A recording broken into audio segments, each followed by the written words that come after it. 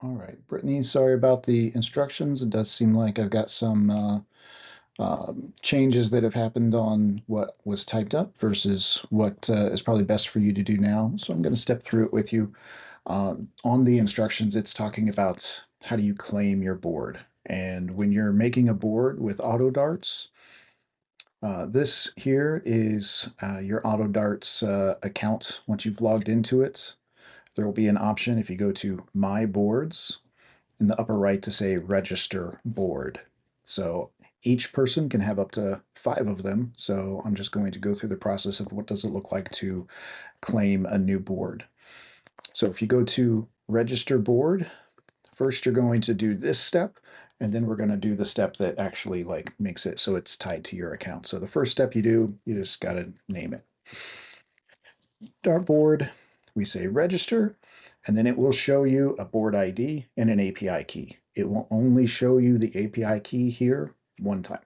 So this is important that if you don't want to have to delete it, recreate it, delete it, recreate it, it's important to copy the API key, save it somewhere, put it in a text file, put it as a screenshot to type it out. I know that's not great to type, but you only get to see this once. It's telling you this at the top. It will not show it to you again for security reasons because this API key is essentially like that's the same level of access to your Autodarts account as your password. So this is an important key, and you will take both of these and you will copy them. I would say you could do like if you go to text edit in the upper right for Linux, if you just type text, it will start saying text editor, copy, paste them into there. Or you can have the other screen pulled up. So for example, this is the IP address of my computer that's sitting down in the basement. If you do all of this from the computer that you are trying to register as your new Autodarts board, you could change this to 127.0.0.1. That IP address, 127.0.0.1, always means the computer that I'm currently sitting at.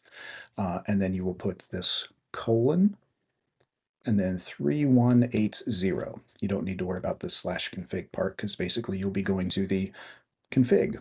When you go to config, this is saying, how do you want to configure your cameras, your resolutions, all of those things. But the most important part that ties this board to your Autodarts account so that when you go to hit play, it says, hey, here's some of the boards that are registered on your account.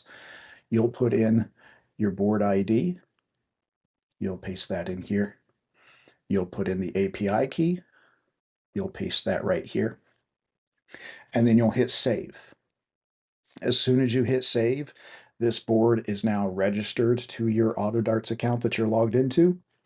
And every time you go to play, I'll close this here. Every time you go to play, say we wanted to open a lobby, it'll have at the top which board are you trying to play with, because you could have multiple dartboards.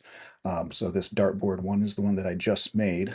That one wouldn't work right now for me because I never actually saved it or put anything in there. But this is where you get to select that dartboard name, and then that dartboard name will also show up here.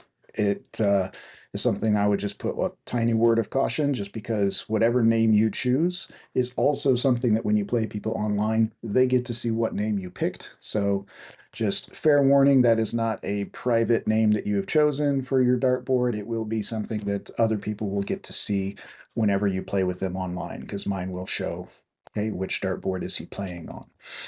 So again, on your instructions, those instructions are talking about the desktop application. I think on your computer, the way I have you configured is that application, that Autodarts app, it runs in the background all the time. You never have to launch an app. As soon as you turn the computer on, it launches as well. If you wanted to ever see the configuration of it, you can go to this 127.0.0.1. You do have to put the colon 3180 because that's the port that Autodarts runs on.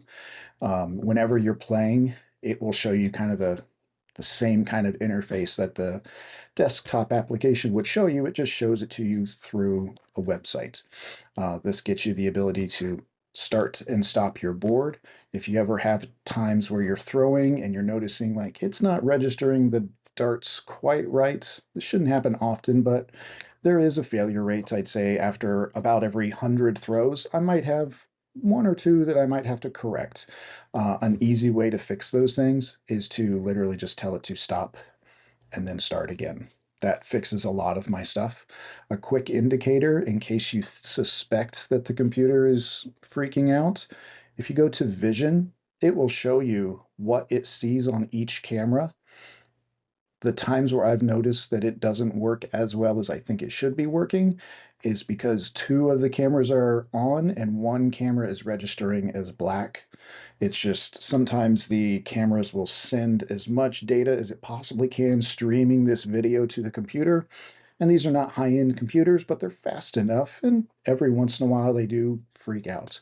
But typically just stopping it, that will stop your video of it processing any kind of video to register whether a dart has landed. Start it again.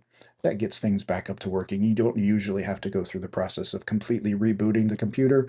That's why in the bookmarks bar, I put the local Autodarts board link to just get you to that page every single time, if in case you ever need to do anything here. Calibration, I would say you probably don't need to do anything over here. It typically, if you are on if you go to the config page at the very bottom, there's an option to say calibrate on camera change or startup, um, and approximate distortion. Typically, if you just turn those things on, you don't need to do anything else. It figures out where your 20 is at. That's the red triangle in each of these. It figures that out, and really it does everything else itself. If you notice the computer is freaking out a lot more often than you think it should, you can turn the frame rate down. That doesn't necessarily cause problems. It might make it less likely to notice that a dart has hit the board and then bounced back out, because it will tell you if there's a bounce out. On high frame rates, it can notice that, but if you go down to a low frame rate, the dart might hit and bounce out before it actually got to see it. But that is something that you could do. The game developers, they've said that they haven't noticed any improvement in quality if you go to a higher resolution camera than 720, so I wouldn't recommend in case you see anybody talking about a higher resolution camera. It's really not necessary. But there is a calibration and distortion section. On the calibration section, it's going to show you on each individual camera where does it think these yellow dots are. There's going to be 4 of them on each one. This is saying in between the 6 and 10, in between the 19 and 3, and then it puts a pinpoint on there, and that's what it uses to approximate the size here. And you'll notice this one, it might be off just a little bit. It's usually still accurate enough for your detections, but every once in a while you might have it land on one side of the wire and it thinks it was on the other side. If you go into this calibration here, you can click and then it immediately zooms in and you can move it pixel by pixel and then hit save. And you'll notice that this changes just a little bit. I might even made it worse there. But if you put that, it wants it to be right at the intersection of where those two are. And that will typically, that usually fixes any issues. But the automated calibration, if you just have these features turned on, you don't usually have to get into the weeds of this calibration here and really nitpick it. But in case you do, this is where you go to for that. The distortion option, that is a more advanced way to calibrate. You do have to like print off a special 8.5 by 11 checkerboard page and show it to each camera. It is not the best thing to go through. Typically, the approximations here are good enough. I wouldn't recommend going down that path. I did, thinking that it was going to improve performance. It really doesn't. It just wastes your time. So again, sorry about the instructions. Hopefully this helps. Let me know if it doesn't, and I'd be happy to guide you more.